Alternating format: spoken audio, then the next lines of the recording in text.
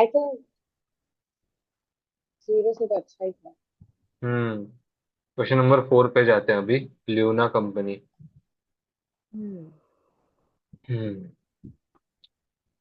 Explain with calculations how disposal of shares in Starlight Company should be accounted for in the consolidated financial statements of Luna Group for the year ended 31st of March 2016.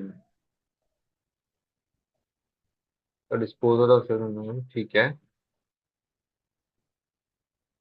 Luna Company is the parent of a group that operates in a pharmaceutical industry. All the entities in the group have a financial year end of 31st of March. The current year end is 31st of March 16. The sale of shares in Starlight Company. Uh, Luna Company acquired its 80% equity interest in Starlight on 1st of April 2012.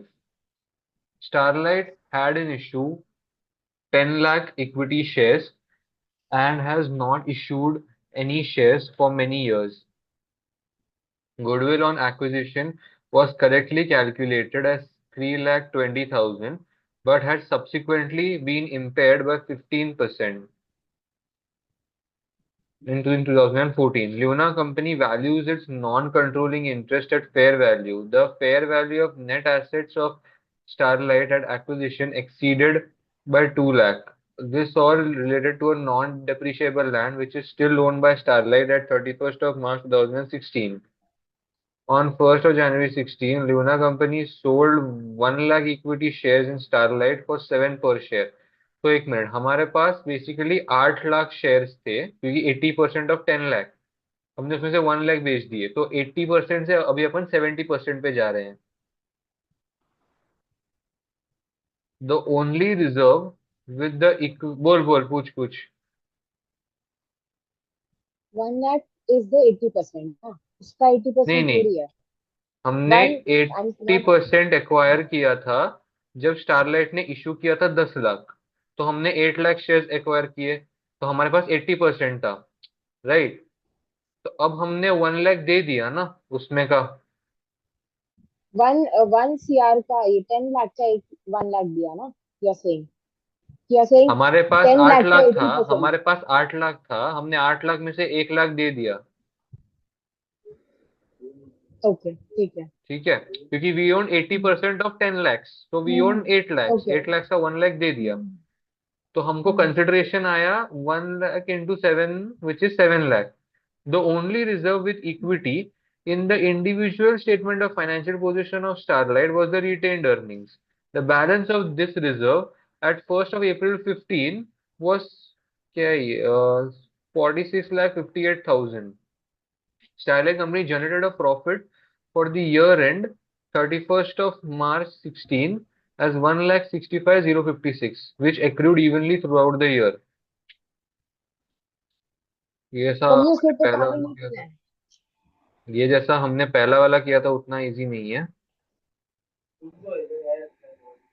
तो हाँ। पहले तो वही अपन चालू वैसे ही करेंगे कि in according to IFRS 10 control to control transaction है, so no control has been lost. So the subsidiary which we owned still a subsidiary but not of 80%, now of 70%।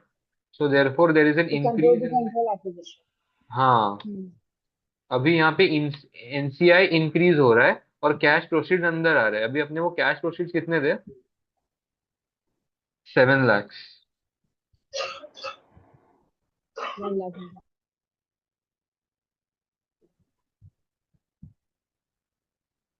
हम्म। अभी अ,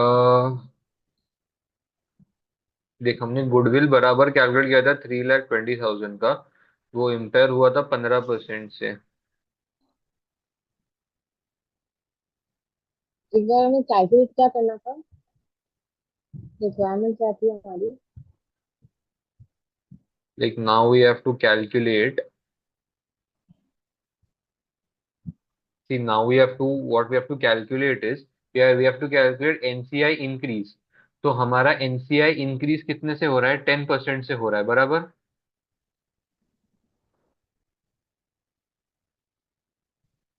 if we have sold the equity share, हमारे पास पहले 80% parent था, 20% NCI था।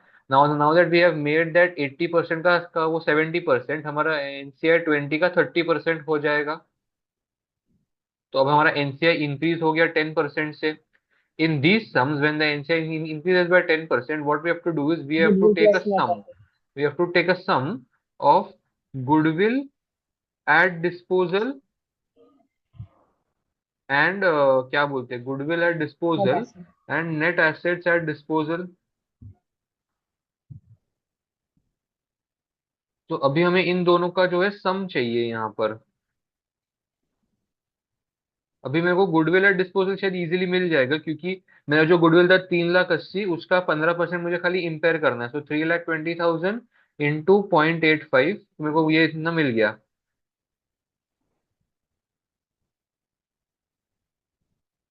ये bench, ओ sorry, अब मेरे को ऐसे ही आएगा ना, ये परसेंटेज में चला गया ये वाला जनरल। हाँ, ये ओसीई में जाता है, इसका जो भी डिफरेंस रहता है वो। अभी अभी मेरे को नेट एसेट्स एट डिस्पोजल निकला है, उसी का खाली थोड़ा किचकिच है अभी। मेरा net asset at at disposal चाहिए ना मेरे को। तो मेरे पास इन्होंने क्या बोला है, the only reserve within equity is the individual statement of financial position of starlight is retained earnings. The balance of this reserve at 1st of April 15 was 4 4 lakh 6, sorry 46,58,000। तो इतना मेरे पास 1st of April 15 को था, 46,58,000। अभी मैंने उसको बेचा कभी, January 16 में बेचा। सो और मेरा प्रॉफिट Carrying कितना amount का भी impact आएगा. बोल बोल बोल क्या। Carrying amount का भी impact आएगा. कैरिंग अमाउंट का इम्पैक्ट, कौन सा कैरिंग अमाउंट का impact? Fair value of the net asset of the at acquisition exceeded the carrying amount by हाँ, 2 yes lakh. Yes yes yes yes yes, I think वो आना चाहिए, क्योंकि आज ही सर ने बोला था कि वी ऑलवेज लाइक, वो नहीं रहता उसमें, वो डिस्पोजल के डेट में इट इज नॉट इंक्लूडेड। तो वो फेयर वैल्यू का एक्सेस आना चाहिए मेरे हिसाब से, 2 लाख का। बराबर ना, यही बोल रही है। अभी ये देखिए, इसका कैरिंग वैल्यू हमें दिया 1st of April 15, लेकिन हमको चाहिए डेट 1st of January 16 का। तो हम लोग ये जो हमको प्रॉफिट दिया गया है ना, 1,65,056, इसका भी हम लोग Hmm. स्प्लिट लेंगे। तो Okay.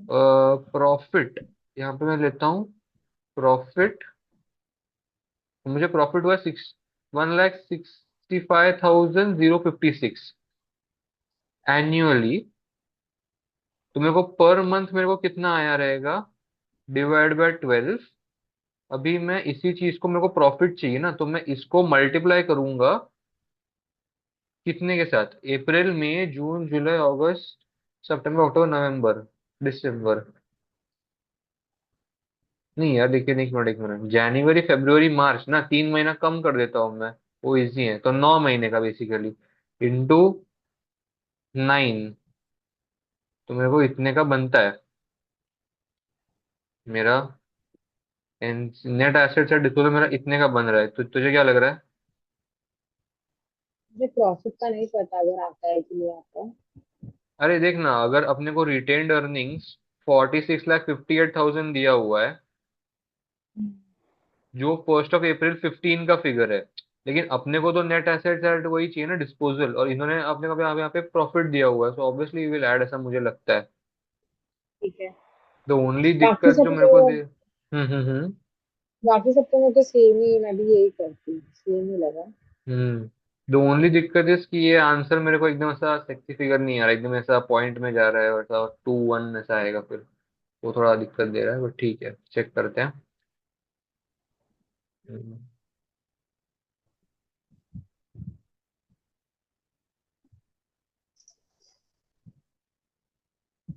तो ये सब इन्होंने यहाँ पे लेक्चर दिया, ये इन्होंने यहाँ पे क्या कैलकुलेट किया भाई? नहीं यार, नहीं यार, से कैलकुलेट किया।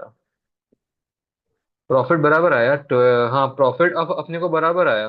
ये देख, प्रॉफिट फेयर बराबर वैल्यू आया, ऑन लैंड भी फेयर तूने वैल्यू। दिया था. फेयर वैल्यू एडजस्टमेंट भी बराबर है, क्रेडिटेड अर्निंग भी बराबर है, गुडविल भी बदला अपन ने लिया, वी डिडंट टेक तो शेयर शेयर कैपिटल। कैपिटल मिल गया। ओ भाई, यार उन्होंने बोला था कि only item in the equity. अच्छा नहीं, only reserve within equity, ओ मतलब इक्विटी को मिला के रिजर्व, अच्छा अच्छा अच्छा अच्छा अच्छा। ये तो चुतियागिरी था भाई। मतलब सारे बिल्कुल। आते हैं, वो सारे आते हैं, और शेयर हाँ कैपिटल ऑब्वियसली। प्लस रिटेन्ड हाँ अर्निंग सारे प्लस आते हैं। Everything. We just didn't take मतलब इक्विटी इन पूरा कंसिडरेशन, पूरा बराबर आ नेट गया। एसेट आता है प्लस गुडविल आता है ना, यस। पूरा नेट एसेट प्लस गुडविल। बाकी अपने ने पूरा सही किया था, अब अपने को बाकी सब बराबर आया एकदम। जस्ट वी डिडंट टेक सही है इक्विटी, यार। That was pretty stupid. Equity तो हम्म, 7 में से 5 मिल जाते, ठीक है।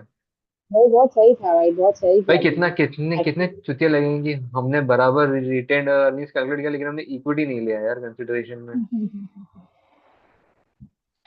Discuss the principles that should be considered by Luna Company in recording the sale of the goods to Starlight in Luna Company's individual financial statements for the year ended 31st of March 16. Conclude on whether the accounting treatment currently adopted is correct. Wait a second. Discuss the principles that should be considered by Luna Company in recording sale of goods to Starlight in the individual financial statements.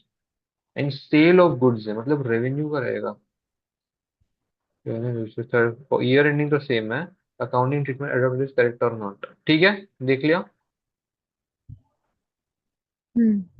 तू simultaneously तेरे laptop पे भी वो खोल सकती है, just saying. तो मेरे को ये सबसे पढ़ेगी। कन्वीनियंट लगता है, मतलब कि एक्सेल पे करता है, मेरे को दिखता नहीं, नहीं तो नहीं तो मैं तेरा नहीं दिख पाती, लाइक भाई ये नहीं, हम्म। स्क्रीन नहीं दिखती मुझे। ठीक है। पढ़ेगी, मैं पानी पी लूँ। On 20 March 2006, Luna sold 5,000 units to Straight Co. at an initial transaction price of 200 per unit, and the control of goods was passed from Luna to Starlight Co. on that date. मतलब control transfer हो जाता है. Cool. Payment is only due when Starlight Co. sells the goods onto the end customer, which typically takes around 6 months. Starlight Co. had not yet sold any goods onto the final consumer as of 31st March 2006. Okay. The goods have a high risk of obsolescence and therefore price concessions are regularly granted in order that the goods can be easily transferred on within the distribution channel. Obsolescence का risk है, okay. On the basis of the past practice, we have to anticipate that it will grant Claret a price concession between 8 to 38%. Current market price suggests that a maximum price of concession of 35% may be necessary to enable Starlight to distribute the goods to the final consumer. The initial cost of the goods to the Lunaco was 80 per unit. Lunaco has recorded sales at initial transaction price of 200 per unit. Salad Co has included the goods within their closing inventory at a value of 10 lakh, and the revenue and cost of the sales to the respective entities are given as follows. नहीं समझा भाई। On 20th of March 16, Luna Company sold 5,000 units to Starlight at an initial transaction price of 200, and the control of the goods passed from Luna Company to Starlight on that date. Payment is only due when Starlight Company sells the good to the end consumer, which typically takes place. तो मतलब ये consignment sales है क्या? Consignment sales, uh, what is variable consideration? Variable consideration is the situation when we have to estimate the amount of revenue that we are going to get. That is variable consideration. वो ऐसा नहीं था कि वो एक इसका definition था कि there is a less chance of that the return would be reversible, that हम लोगों को वो हाँ वापस से हाँ मिल हाँ हाँ हाँ। जाएगा, राइट राइट वैसा राइट। कुछ था ना, कि वो हम्म। वापस से रिवर्स करेगा। तो इसमें अपन को आगे ये भी तो बोलते हैं कि goods have a high risk of obsolescence. High risk of obsolescence मतलब कि वो सेल नहीं होगा या वो वापस से आ जाएगा, तो ये हम्म। वेरिएबल कंसिडरेशन भी तो हो सकता है ना, अगर देखा जाए तो। है, वेरिएबल कंसिडरेशन है फिर ये। Right. And at a point in time नहीं होके ओवर द पीरियड ऑफ, मतलब at a point in time अपन रिकॉग्नाइज करेंगे, not over the period of time. And only when जब वो मतलब गुड्स प्रॉपर कस्टमर को मिल जाता है एंड वो वापस से रिटर्नेबल ना हो, अगर वो वापस से रिटर्नेबल है तो फिर अपन उसको कंसिडर नहीं करेंगे, और अपन एक वो 8 to 38% का जो बीच का है उसमें 35% अपन कंसेशन प्रोवाइड करेंगे. The reason why we would provide the 35% instead of 8 और 38 is because there is a high risk of obsolescence. इसके लिए वो 35% आएगा. बिकॉज अपन ने बोला कि हाई रिस्क ऑफ ऑब्सोलेंस, इसलिए 35% अपन बोलेंगे. एंड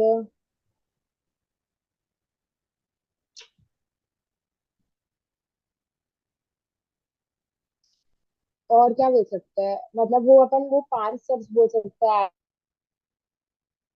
15 के, कि कब अपन को कंट्रोल मिल सकता है, जब अपन वो जो कंट्रोल ट्रांसफर कब होता है, और वो वापस से रिटर्नेबल नहीं होगा. या एक्स्ट्रा हम्म. जो कुछ 5 पॉइंट्स थे जो मुझे भी याद नहीं आ रहा एग्जैक्टली, बट वो 5 पॉइंट्स अगर बोल देंगे तो भी हो जाएगा. एंड अपन वो कैलकुलेशन करके बता देंगे इफ दैट इज आस्क्ड. वही मैं देख इनिशियल रहा था कि प्राइस. उन्होंने कैलकुलेशन पूछा है कि नहीं। वो इन्होंने पूछा तो नहीं है, अकाउंटिंग ट्रीटमेंट पूछा है इन्होंने खाली। और ये जो इन्होंने करंटली एक और मतलब किया है वो सही किया है कि नहीं किया, बस ये लोग पूछना चाहते हैं। तो मैं क्या बोलता हूँ, रेवेन्यू अपना 200, मतलब वी कैन से कि the transaction price is 200 and the cost of sales is 80, तो मतलब 40। तो मतलब ये रेवेन्यू और कॉस्ट ऑफ सेल्स में 40% का वो रेशियो बैठ रहा है। Like you get it, like cost of sales should be 40% of अपना वो revenue. Is it currently 40%?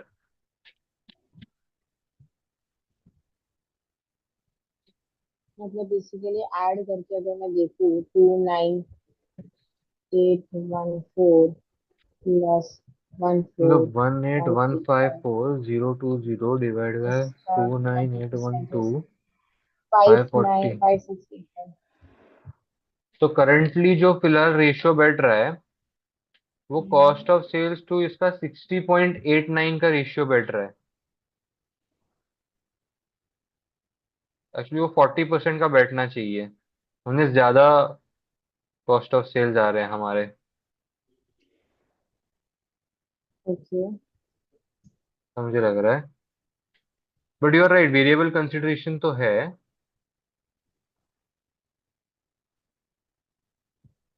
Minute और ऑल्सो इसमें सेंड. अपन रेवेन्यू कैसे रिकॉग्नाइज कर सकते हैं? अपन नहीं कर सकते ना, बिकॉज ये स्टेटमेंट को had not yet sold any goods to the final consumer as of 31st March 2006. yeah, so we cannot record any revenue in our books at the moment.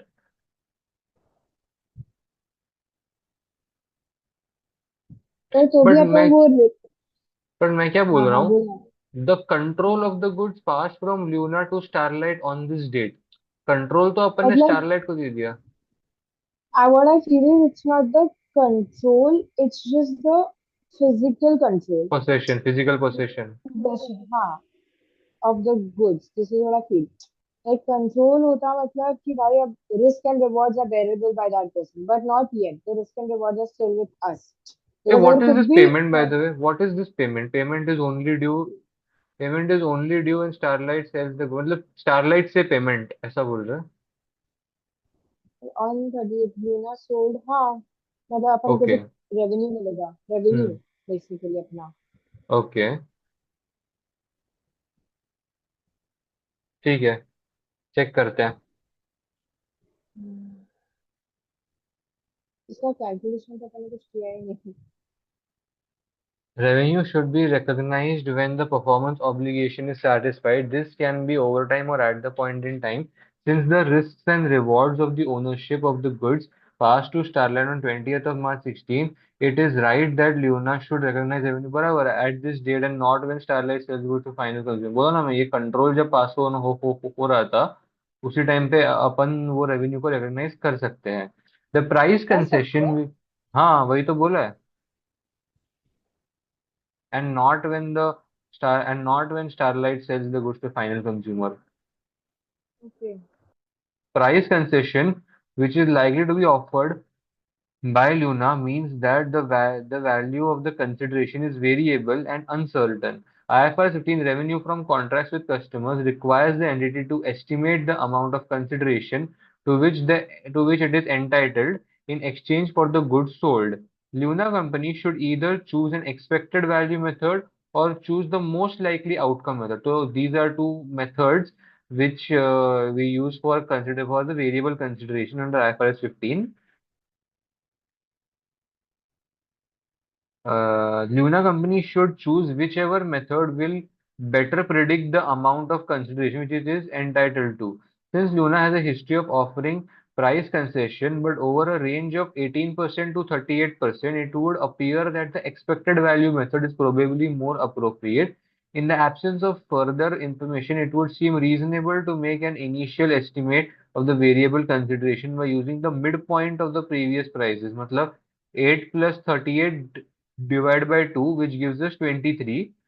This would result in revenue figure equaling to 7,70,000. IFRS 15 states that when estimating the amount of variable consideration, revenue must be recognized to the extent that it is highly probable that a significant reversal in the cumulative revenue will not be required in the future. मतलब ये तो IFRS 15 का ही उन्होंने वो बताया हुआ है, sorry, IFRS 15 के अकॉर्डिंग उन्होंने वेरिएबल कंसिडरेशन का मीनिंग बताया हुआ है. The risk of obsolescence means that the value of consideration of Luna company is entitled to highly contingent on factors outside the control of Luna company. Right, जो जो जो चीज तूने बोली थी कि the goods have high risk of obsolescence, therefore price concessions are regularly granted, तो वही. So, what I said, Luna company has a history of offering price concessions up to 38%. So, it is unlikely that Luna company can conclude that it is highly probable that a significant reversal in the revenue will not be required. So, that is highly probable that a significant is not required. ठीक है. Current market rate suggests that maximum price concession is 35%. Therefore it seems reasonable for Luna company to revise its estimate to 6,50,000. मतलब ये लोग अपने revenue को estimate कर सकते हैं कि इन लोग को 6,50,000 आएंगे. अपने पहले कितना किया था? अच्छा, पहले कुछ नहीं किया था. Okay okay. तो सेवन लाख इस सेवेंटी तो इस इंफॉर्मेशन का तो कुछ काम ही नहीं है, मतलब इसमें तो उसका भी कुछ काम है. This is maximum amount that is highly probable that a significant reversal of revenue will not be required.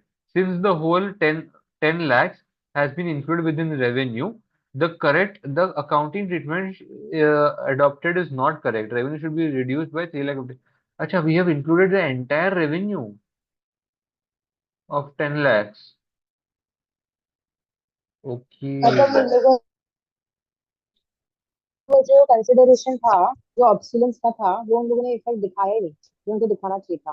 Plus मैंने जो बोला था वो 35% according to the market rate बोला था, but then they have also calculated the average rate and then they have compared कि अपन ने record ऐसा किया था बट अपन को रिकॉर्ड ऐसा करना चाहिए था, एंड देन वो रेवेन्यू को डिक्रीज करना था और फिर अपन को उसका बैलेंस तो वो हमने जो रिकॉर्ड प्राइस करना था. कंसेशन दिया वो हमने 35% इसीलिए दिया क्योंकि हम ऑलरेडी 38% तक दे रहे थे. मार्केट ने बोला 35% तक बस है, तो हम लोग को कुछ बुरा नहीं लगा 35% देने में, तो हमने 35% दे दिया. उसके बाद हमने रेवेन्यू अरे 10 लाख अपन का बिटवीन दे रहे थे, अपन बिटवीन दे रहे थे, हाँ, थर्टी मतलब एट नहीं दे रहे थे. हम लोग कई बार 38 भी दे सकते थे, लेकिन अभी मार्केट हाँ में 38 हाँ. तो हम लोग 35 दे रहे हैं. Hmm. Included Statelight has included the goods with their closing inventory of 10 lakhs. अभी हमने 10 lakhs दिखाया. आई थिंक ये इसी लाइन से लोग ने किया डिटरमाइन कि 5,000 गुड्स 200 पर यूनिट, और ये हाँ लूना कंपनी ने, है ना, हाँ. बट वही एंटिसिपेट्स. वो ही बता रहे कि गलत है, पूरा दिखाना, पूरा दिखाना गलत है. बिकॉज ऑब्वियसली तू रेवेन्यू रिकॉग्नाइज कर, तो अगर तेरे को पता है कि एक सर्टेन पोर्शन तुझे वापस से मिलने वाला है तो उसका रिस्क हटा के तू रिकॉग्नाइज करना. हाँ, वैसा है. एक ने बोला था तो कि उन इनिशियल लोगों ने cost of the goods to Luna was 80%. Luna has recorded the sale at initial transaction price of 200. So Luna should have initially recognized the transaction price of this 35% का, मतलब ये एडजस्ट करके. तो ये 1 लाख में से 35% निकालना चाहिए था. Got it. Make sense. इसको रब कर मतलब देता रेवेन्यू हूँ. शुड बी रिड्यूस्ड बाय 35 ना. हाँ रिकॉग्नाइज तो 6,50,000 पे होगा ना. हाँ हाँ तो अगर अपन ऐसा करते हैं तो उस रेवेन्यू की वैल्यू का अपन रिसीवेबल्स में दिखाते हैं क्या? दिस हाँ, इज सर ने दैट आज क्या? बोला ना. यस यस, सर ने आज बोला ना. रिसीवेबल्स जो रेवेन्यू होता है क्या? अभी जब तू निकालेगी तब पूछे कि जब रिकॉर्ड जब करेंगे तब निकाल पूछ। दी। निकाल रही है तो फिर तू रिसीवेबल्स को क्रेडिट करेगी ना। क्योंकि तेरा जो रेवेन्यू है वो तेरा क्रेडिट बैलेंस है। उसको तू डेबिट करेगी निकालते टाइम। और रिसीवेबल्स तेरा वो तेरा डेबिट बैलेंस है, हाँ। उसको तू अभी ओके, क्रेडिट और करेगी। शो कैसे होगा, शो कैसे होगा? ऐसे ही होगा ना शो? शो अपने ऑलरेडी 10 लाख का किया हुआ था ना, अभी अपने को खाली वो डी रिकॉग्नाइज ओके ओके, करना हाँ था। हाँ, करेक्ट करेक्ट करेक्ट। ऐसा था। Using exhibits 1 and 2 only, present extracts that should be included in the consolidated statement of profit and loss of Luna Group for the year ended 31st of March 16. Your answer should include revenue, cost of sales, and the profit of Starlight attributable to non-controlling interest. Using 1 and 2, present extracts that should be included in the वो जो consolidated. Okay. Revenue and cost से जो तूने cut किया था, हाँ मैंने cut ये किया था, है वो वो एक्चुअली इम्पोर्टेंट था, हाँ। वो अब आ गया है।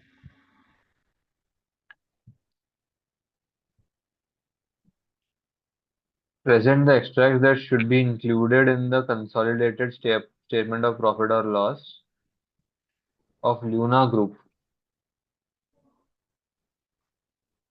तो अभी जो रेवेन्यू आया था वो तो तू ऐड कर ही देना, कितना या माइनस कर देना, तूने रिकॉर्ड कितना किया था। मैं क्या बोल रहा हूँ, स्टारलाइट तो मेरी सब्सिडरी है, बराबर। हाँ। अगर स्टारलाइट मेरी सब्सिडरी है, उसको मैंने अगर कोई कुछ हम्म। मतलब बेचे थे तो वो तो इंट्रा ग्रुप सेल्स हो गए। हाँ। तो वो तो मेरे को निकालने पड़ेंगे, वो मेरे को दोनों दोनों तरफ करेक्ट से निकालने पड़ेंगे। Correct cost of sales and revenue. अब मैं जो प्रॉफिट हुआ इंट्रा ग्रुप सेल्स में, मैं उसको भी निकालूंगा। या करेक्ट। उसको मैं ऐड करता हूँ मेरे कॉस्ट ऑफ सेल्स में। कॉस्ट ऑफ सेल्स में अब मेरा मतलब रेवेन्यू। माइनस करता है। अब मैं प्रॉफिट कितने का दिखाऊं, मैं अभी 30, तो मैं 65 का प्रॉफिट बता दूं। ग्रॉस प्रॉफिट हो जाएगा पर वो।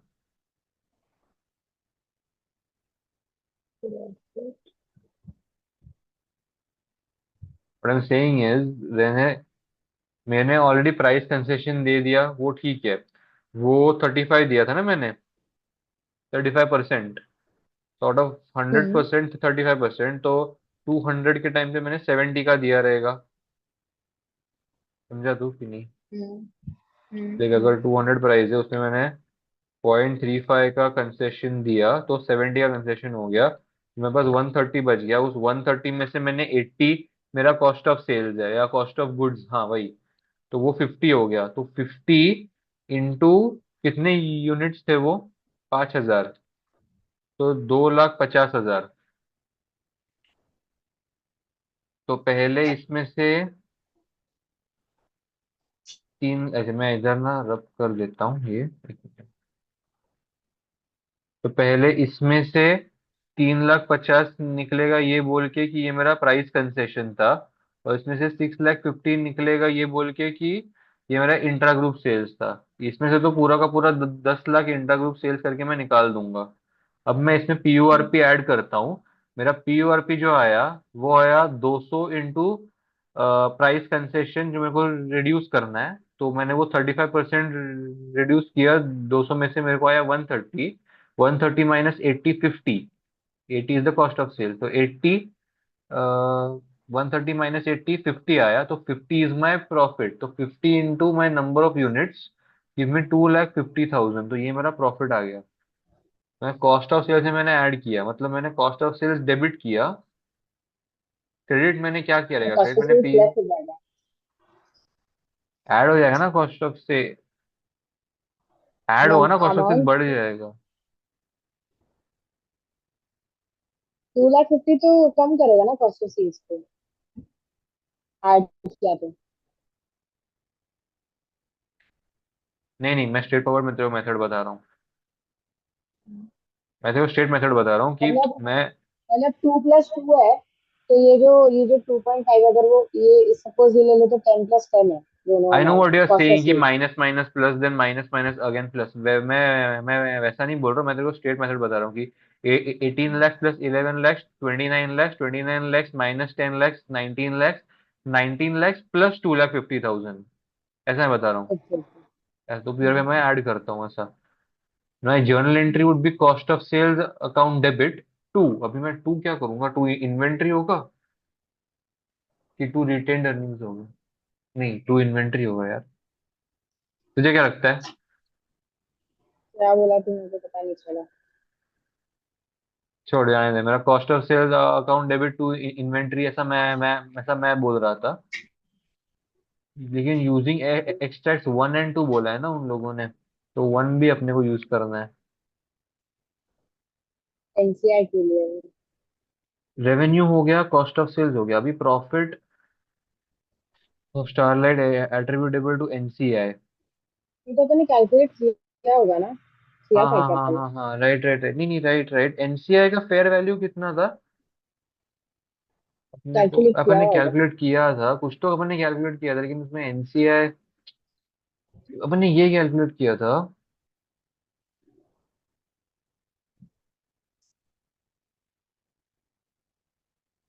See what I am saying is 1,65,056 है, बराबर है। अब ये मैंने कितने महीनों के लिए मतलब वो स्प्लिट हुआ था, 9 महीने, 3 महीने का स्प्लिट हुआ था। हम्म। 9/12, 3/12।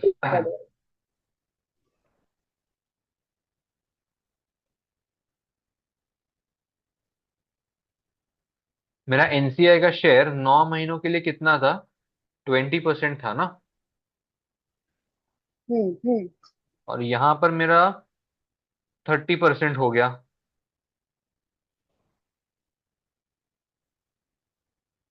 करेक्ट। बहुत सही।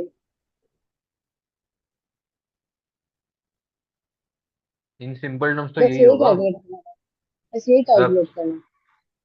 हाँ, आई एम जस्ट सेइंग कि इम्पेयरमेंट होगा तो इम्पेयरमेंट माइनस करना पड़ेगा ना। अरे अगर फेयर वैल्यू मेथड पे है तो है क्या? हाँ, अभी उतना और उतना बहुत कंफ्यूजिंग हो जाएगा फिर ये। हाँ ठीक है ना, इधर बट तक ही कोई रखे नहीं, क्या? इम्पेयरमेंट नहीं तो कर सकता है अगर करेगा भी। तो इम्पेयरमेंट नॉर्मल था ना, गुडविल का 3,20,000 का 15% था। तो वो 15% जो था उसको तू डिवाइड कर दे 20 और 30 में आ फेयर गया। वैल्यू मेथड है क्या इसमें? फेयर वैल्यू मेथड है? हाँ, fair value of the net asset was acquisition, fair value है। देखना लिखा लूना तो value is non control interest at fair value. तो इम्पेयरमेंट का 3,20,000 का 15% लेना। एक मिनट, हाँ, माँ की चूत, हाँ, एक मिनट।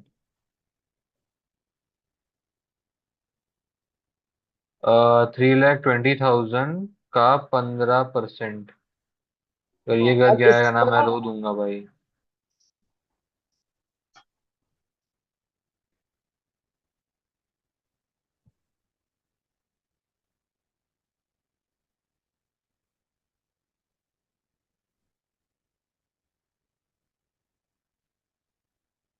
मेरे को पहले 37 आया था, अब मेरे को 26 आया, इसलिए check this figure. Aditi,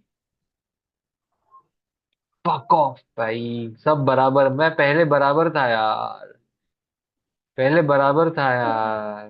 reason बताना क्यों नहीं आएगा। अब मैं just did first time correct, 37, 138, 37, 137.6, पहली बार में सही आया था। I am just saying. And यहाँ पर एक मिनट चेक करने दे, एक मिनट, एक जस्ट, ये देख, ये 3,50,000 माइनस, ये भी माइनस, ये भी माइनस, ये भी माइनस, उन्होंने ऐड किया है 6 लाख। वेल डन, अपन ने क्या ऐड किया था? 2,50,000 ऐड किया था। अब so we have to check two things, कि अपना पीयूआरपी गलत कैसे गया, एंड अपना व्हाट, इम्पेयरमेंट के टाइम पे इन्होंने फेयर वैल्यू था एज यू सेड, तो वो क्यों नहीं किया? ठीक है, मुझे तो डाउट नहीं है उसमें। जिसके पास राइट आ गया इसके लिए। Just happy. एक मिनट। अच्छा, what if I just did here for this 2,50,000, I do it without taking the price concession, कि डायरेक्ट 200 -80, which is 120, इस 120 हाँ का हाँ। मैंने क्या, इस 120 का मैंने क्या किया था? हाँ, इस 120 को मैंने मल्टीप्लाई किया था 5,000 यूनिट्स के साथ। 5,000, तो मेरे को आता है 6 लाख, तब जाके मेरे को 6 लाख आता है, आ गया मेरे को। So basically, they did not take the price concession into consideration here.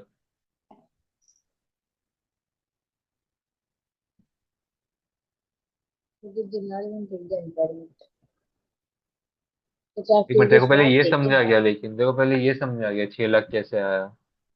हम्म, हाँ तो पहले वो समझ लेना। यार, बता, धीरे धीरे बताना, बहुत फास्ट मत तेरा बोलना। अपने को पीओआरपी ढूंढने का था, बराबर है, अनरियलाइज्ड प्रॉफिट। हम्म, हम्म, तो they have to find the PORP जो अपने को यहाँ पर एड बैक करना है कॉस्ट ऑफ सेल्स में, बराबर है। So for that PURP, what we do is we have to find what is the unrealized profit. So the unrealized profit which they have used is 200, तेरा sales है, उसमें से तूने माइनस करेगी 80, तो तेरे को आएगा 120। अब बाकी कोई इन्फॉर्मेशन यहाँ पे दी नहीं है, ये एडमिनिस्ट्रेटिव प्रोसेस हुए ब्ला ब्ला ब्ला, तो इसलिए तेरे को एक्चुअली वो सब उतनी ज्यादा आती भी नहीं है। लेकिन यूजुअली वो लोग मार्जिन बोलते हैं या फिर मार्कअप बोलते हैं। अभी यहाँ पे इन्होंने बोला है ऐसा कॉस्ट ऑफ सेल्स और ये सब बोला हुआ है सिर्फ। तो 200 माइनस 80 गिव्स यू 120 का वो जीपी। इस 120 को तू मल्टीप्लाई करेगी तेरे नंबर ऑफ यूनिट्स के साथ, which is 5000, so that gives you 6 lakhs। तो ये 6 लाख ऐसे आया है। वॉट आई डिड वॉज, मैंने ये तो 200 पहले में से, मैंने ये 200 में से 70 भी माइनस किया था। दिस 70 कंप्राइज्ड ऑफ 200 इंटू 0.35, मतलब वो प्राइस कंसेशन, मैंने वो भी माइनस किया था, but they have not included it here. That is the issue. I feel वो होना चाहिए, क्योंकि तू देखेगी तो 10 lakhs अपन ने पूरा का पूरा हटा दिया। अब मे बी बिकॉज हमने अब मे बी बिकॉज हमने उस चीज को पहले ऐसे दिखा हुआ था, तो उसका इफेक्ट जो है वो यहाँ पर आया है। लाइक हमने उस चीज को क्वेश्चन नंबर 2 मतलब में अपन ने रॉन्ग ही रिकॉर्ड किया था। रॉन्ग ही रिकॉर्ड किया था, इसलिए अभी अपन को हम्म, रॉन्ग ही ऐड बैक करना है, तो शायद वैसा हो सकता है रीजन। इम्पेयरमेंट तो देख ले अभी यहाँ पे। मे भी। नहीं, देखो ऐसा बोला नहीं है इम्पेयरमेंट का। तो मतलब बेसिकली फिर इम्पेयरमेंट नहीं इंक्लूड करेंगे, जो भी नहीं प्रॉफिट इंक्लूड रहेगा करेंगे। उसके बाद सैलरी। आई गेस जो प्रॉफिट आया है उसका इम्पेयरमेंट का इफेक्ट देते हुए ही आया होगा, मे बी। जो प्रॉफिट आया है that might be inclusive of oh, impairment का इफेक्ट। क्यों क्यों क्यों, मैं समझा, हाँ राइट, मेक सेंस, बिकॉज ये जो प्रॉफिट मिला ये अपने को ईयर एंड का मिला है, तो उसमें इम्पेयरमेंट माइनस होके ही आया रहेगा, right, that makes more sense.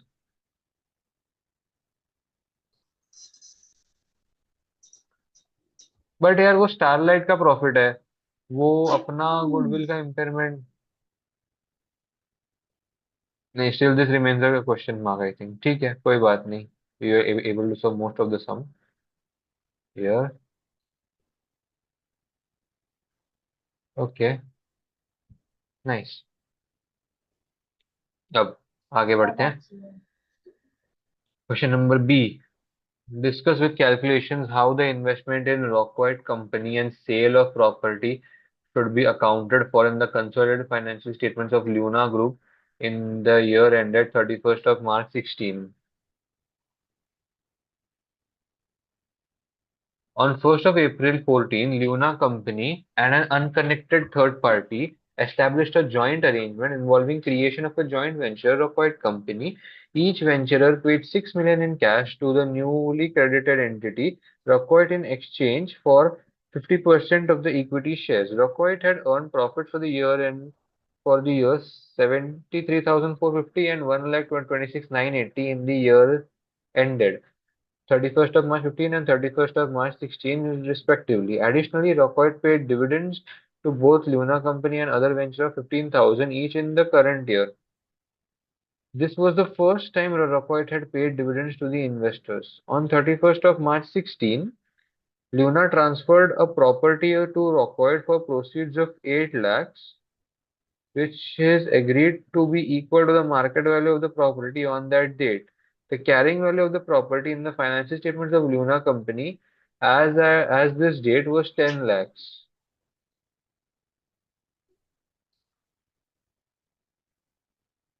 Impairment करना पड़ा मतलब यहाँ पर।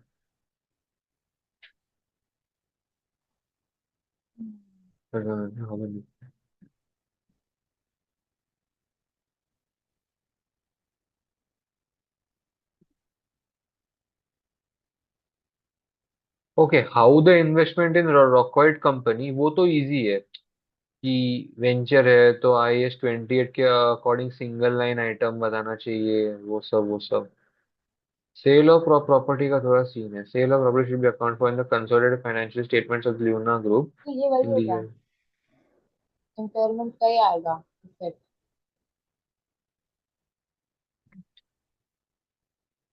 जो 2 मिलियन का है वो प्रॉफिट एंड लॉस में जाएगा, इसका एक जर्नल एंट्री आएगा।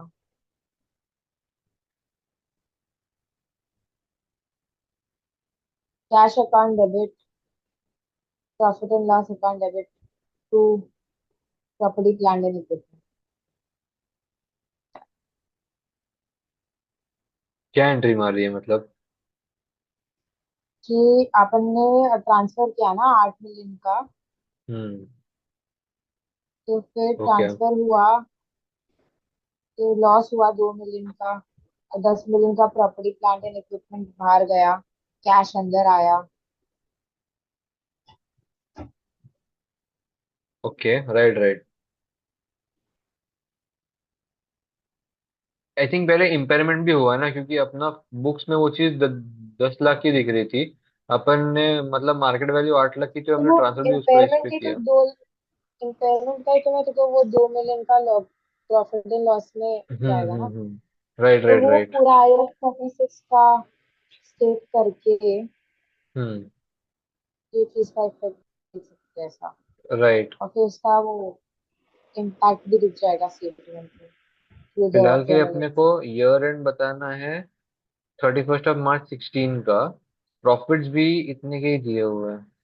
तो रॉकॉइट ने 1,26,980 जो था, तो इसके इन्वेस्टमेंट के कितने का दिखेगा इसके बुक्स में? 6 मिलियन इन कैश, तो 6 मिलियन प्लस 50-50 इन दोनों का ऐड हो जाएगा, क्योंकि बुक्स में बैलेंस शीट में 23,450 profit divide by 2, 36,725, 36,725, 36,725, 36,725 plus 6 million, तो 61 लैक्स ऐसा दिखेगा, लाइक 61 लैक्स 02215 ऐसा दिखेगा in the balance sheet as the carrying amount of that investment. लेकिन डिविडेंड्स भी पे किए हुए हैं, तो डिविडेंड्स फ्रॉम इंटर पार्टी उसको नहीं शो करते ना। नहीं। नहीं, वही तो, इसको शो नहीं करना है। चेक करते हैं अभी। In accordance with IAS 28, investment in associates and joint ventures, Luna Company should adopt equity accounting with its consolidated financial statements for its investment in Rockwell. Equity accounting means that in consolidated statement of financial position, the investment should be included as one figure with non-current assets and investment in joint venture. This figure is initially recognized at cost and will be increased by Luna Company's 50% equity interest in the increase in Rockwell Company's net assets since incorporation. Within the consolidated statement of profit or loss, 50% of the profit of the year of Rockwell will need to be included as the one line item. Barabar, since profit is before deducting the any dividend payments during the year, it is important to exclude 15,000 dividend received by Luna Company from its investment income within the consolidated statement of profit or loss. The share of profit of the joint venture for the year ended 31st of March 16 should be calculated as 63,490, perfect, which is 50% इसका. Since Luna Company received a dividend of 15,000, total dividends paid by Rockwell would have been 30,000. The net assets of Rockwell would have increased by 1,70,430. Okay okay, मतलब ये लोग dividends को carrying amount of the दोनों asset साल से में। भी minus कर रहे हैं। तो ये जो मुझे मिला है हम्म, 61 लैक्स, इसमें से ही मेरे को 30,000 पहले माइनस करना पड़ेगा। तो आते 60,72,105। हाँ ठीक है। कहाँ गया टोटल डिविडेंड्स? 30,000, 15 × 2, ठीक है। द नेट एसेट्स ऑफ रॉकवॉइड, हाँ यहाँ तक आ गया। The investment in joint venture in the consolidated statement of profit और loss should be valued at, ये रहा, 60 लैक्स प्लस 50% ऑफ 1,70,430। हम्म। मतलब 1,70,000 जो है, हम्म। ये कैसे आया? एक सेकंड, वो क्वेश्चन बताना।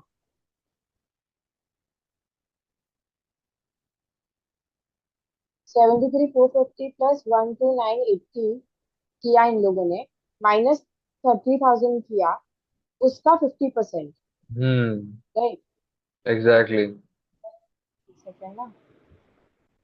7 lakh 73,450 plus one two plus 126,980। 6,980 minus 30,000 into 50%. It is 85,215. 85,215, ये देखना। तो तो वो 60 लाख में 81,215 ऐड हो गया। ठीक है, ठीक समझा? है। अब मेरे को यहाँ पर एक और डाउट आता है कि ये देखना, इन्होंने यहाँ पे क्या किया, प्रॉफिट्स 7,45,000, 7,450। अच्छा नहीं नहीं, सॉरी सॉरी, कुछ नहीं कुछ नहीं, ये फिफ्टीन और द थाउजेंड भी करंट ईयर दोनों। प्रॉफिट तो उन्होंने। हाँ, वो करंट ईयर के प्रॉफिट्स है, मुझे लगा था कि वो हाँ। पिछले 2 साल के प्रॉफिट्स है कि, और वो दोनों को दिए गए हैं, तो आई वाज थिंक 60,000 माइनस होना चाहिए, but no no no, it is only for the current year. Right, इस ये चीज बहुत अच्छी थी, इसका स्क्रीनशॉट ले लेते हैं। Joint venture is not part of the single entity concept, therefore it is not necessary to eliminate transactions and outstanding balances as at the reporting date between parent and the joint venture. However, IAS 28 does not require that gains and losses arising between parent entity and the joint venture should only be recognized to the extent of the unrelated investors. Parent is the joint venture. An exception to this rule is that losses should be recognized in full by the parent where a downstream transaction provides evidence that the asset is impaired. हाँ, ये चीज़ तेरे को नहीं तक पता थी ना, क्या? कि लाइक ऐसा रहता है कि सपोज की जो प्रॉफिट्स है वो अपन इक्वली डिस्ट्रीब्यूट कर देते हैं, राइट, बिटवीन पेरेंट एंड ये, but there are times where we have to show the entire loss also, like हम लोग प्रॉफिट आधा आधा अकाउंट कर सकते हैं, लेकिन हम लोग को लॉस पूरा ही अकाउंट करना है, because there can be times where our second partner who we have been in joint arrangement with, like क्या होता है कि हम दो लोग मिलके जॉइंट वेंचर बनाते हैं। अगर उस वेंचर ने अपने प्रॉफिट इनकर किया तो वो दोनों को मिलता है, लेकिन अगर उस वेंचर ने लॉस इनकर किया है तो हमको ये अज्यूम करके चलना है कि हमारे जो जो पार्टनर था वो उस लॉस को लेगा नहीं और अपनी कंपनी को लिक्विडेट कर देगा, तो पूरा लॉस हमको पे ऑफ करना पड़ेगा। तो मेरे को ये देख के उसकी याद आई। अच्छा। हाँ। Okay. So an exception to इसमें दिस वो रूल केस इज, है? देखना, इसमें भी वो केस है? to this rule is that losses should be recognized in full by the parent where a downstream transaction provides evidence that the asset is impaired. This is relevant to Luna as they have sold the property to Rockwhite, a downstream transaction at a loss of 2 lakh, at a loss of 2 million. Since it is agreed that the proceeds of 8 million are equal to the market value of the property, this provides evidence that the property was indeed impaired.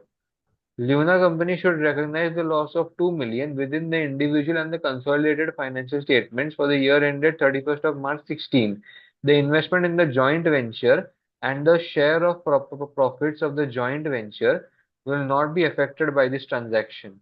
इस case में उन्होंने बोला कि impairment का 2 million हम लोग को recognise करना, I don't think that is इतना ज्यादा relevant to the question, because most of the chunk तो अपन ने बोल दिया, बट इस क्वेश्चन में वो चीज उस लेवल तक कवर्ड नहीं थी, बट एक ऐसा समय है जिसमें कवर्ड है, वो करते हैं तभी।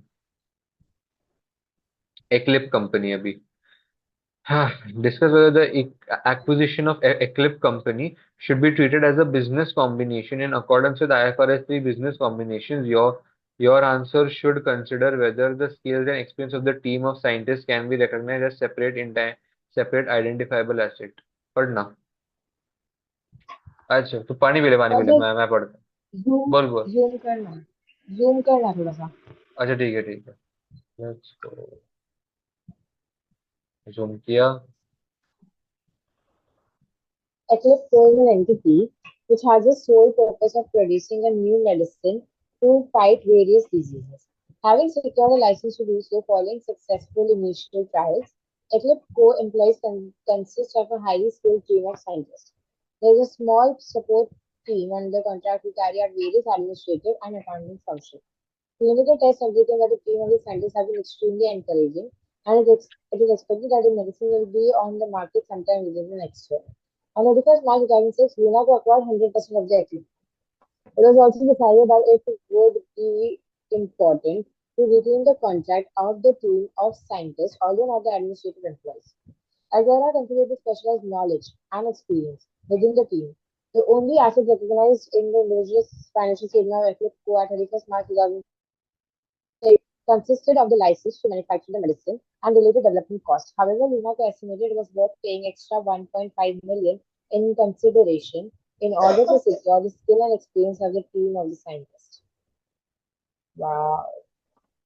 क्वेश्चन क्या था वो क्या था कि requirement can we account this as a business in according to the IFRS 3 business combinations, or we have to account this as an asset transaction in according to the IFRS 3 business I combination? Think business होएगा पर इसको इतने easily conclude नहीं कर सकते इसका वो पहले वो टेस्ट करेंगे अपन फिर बाद में वो टेस्ट मीट नहीं होगा फिर ये दूसरा वाला टेस्ट करेंगे फिर उसमें इनपुट प्रोसेस एंड आउटपुट रहेगा फिर इसमें बताएंगे कि भाई प्रोसेस में नॉलेज और स्पेशलाइज एक्सपीरियंस भी लगा है तो उसके कारण इस चीज को अपन सिर्फ एसिड से अप्लाई कर रहे जा रहे हैं वो 1.5 मिलियन भी पे करेंगे तो वो 1.5 जो है that is for the knowledge and experience expertise of the scientist. So that is why it will be under IFRS 3 actually as a business पहले combination. कैसा था, पहले वो कंसंट्रेशन टेस्ट फुलफिल करना था, इन विच हाँ द इन विच मैंने वो करेक्ट लिखा था, मेरे को याद नहीं है, लेकिन मैंने वो ऐसे लिखा है कि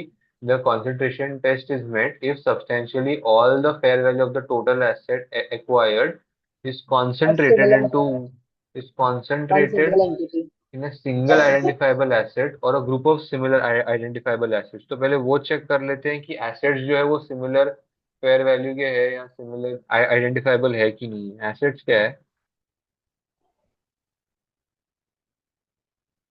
इसमें ऐसा कुछ लाइसेंस ही है ना secured licence skilled team interest,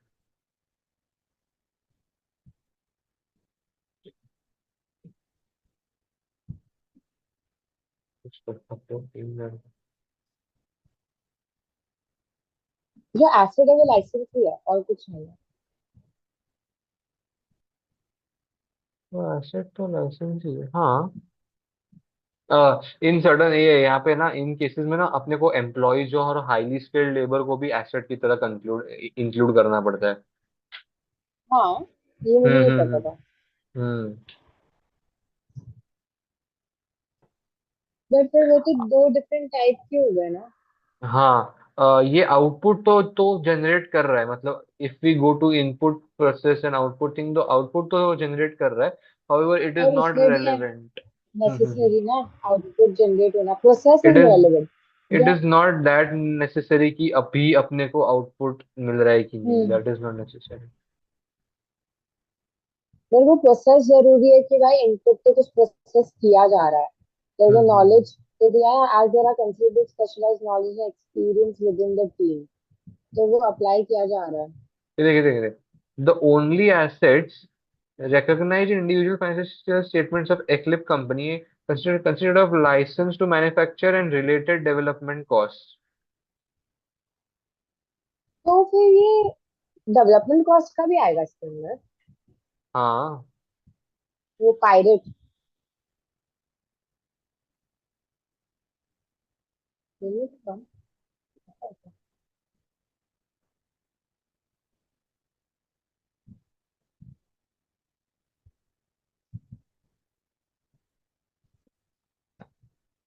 क्या लगता है?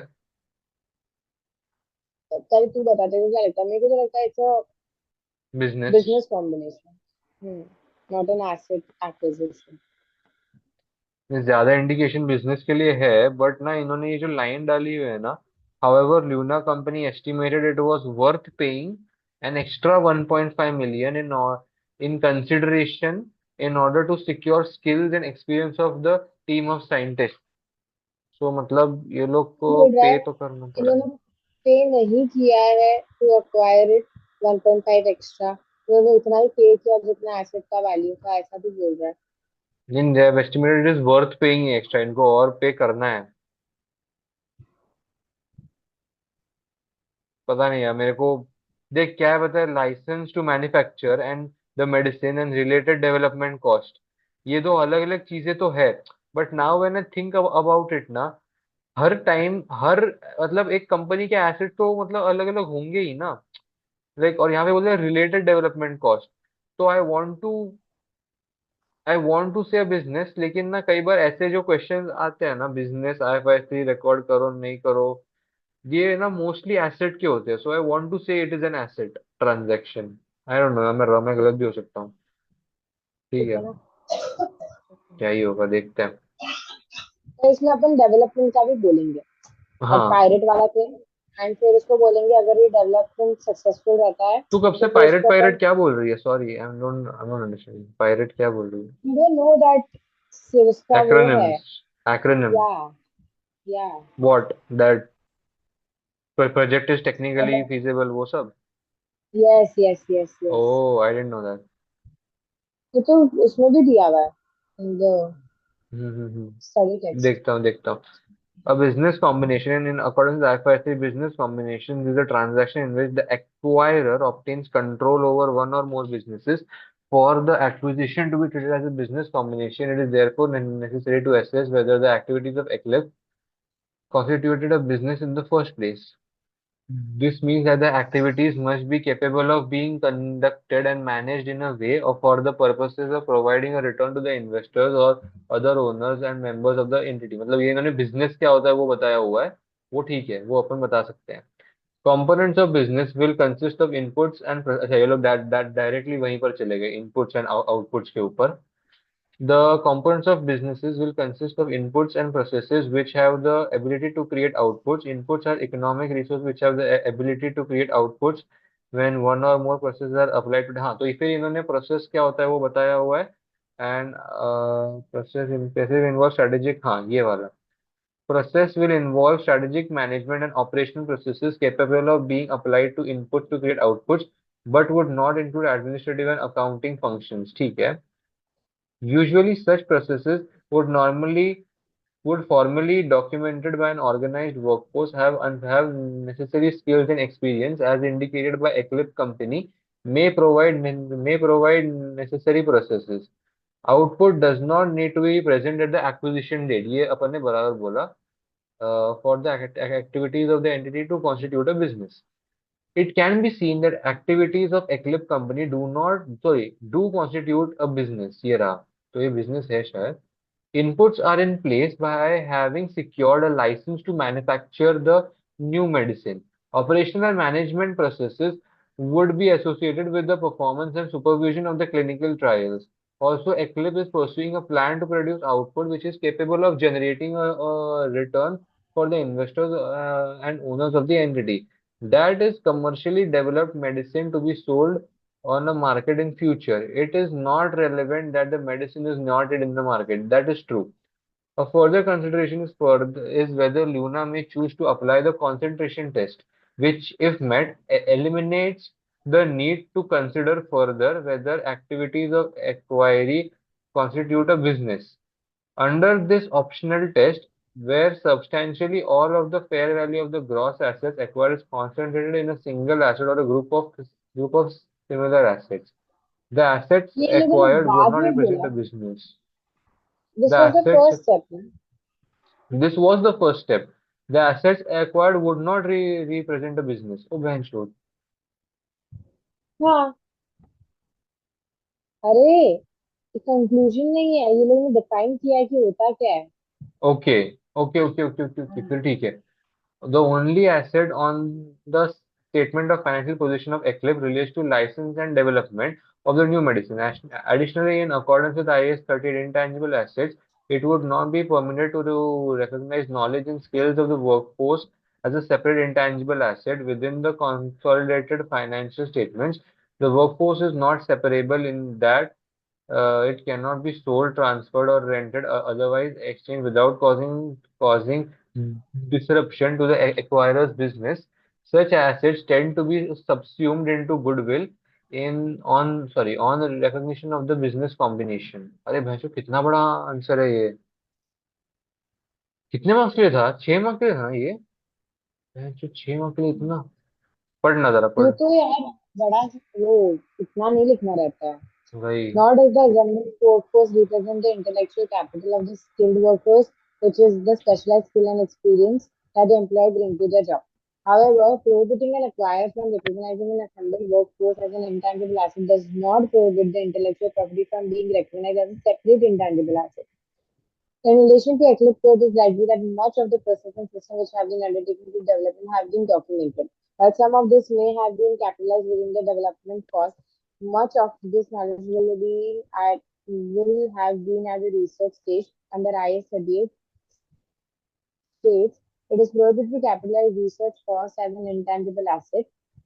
Since Luna acquired not just the manufacturing rights but the assembled workforce, it is unlikely that the concentration test would be met.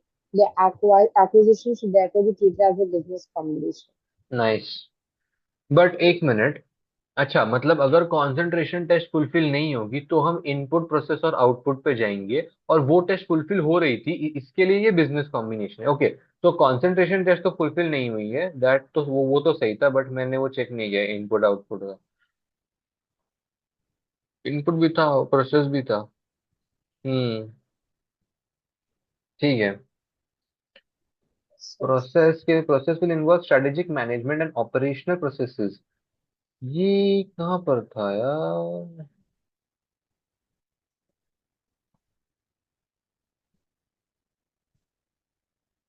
मतलब वही ना कि नॉलेज एक्चुअली। एंड एक्सपीरियंस को उन्होंने elaborate कर करके कुछ ज्यादा ही डेप्थ में हाँ, लिखा है। Actually that skilled and knowledgeable employees are inputs also and are the process also। तो वो दिक्कत बन इनपुट जाती है। लाइसेंस इनपुट नहीं रहेगा क्या? अच्छा, लाइसेंस का आउटपुट है, ऐसा है क्या? नहीं नहीं नहीं, licence is also input only. Licence भी इनपुट ही है, आउटपुट तो बस पैसा होगा। अच्छा, ऐसा है क्या? हम्म।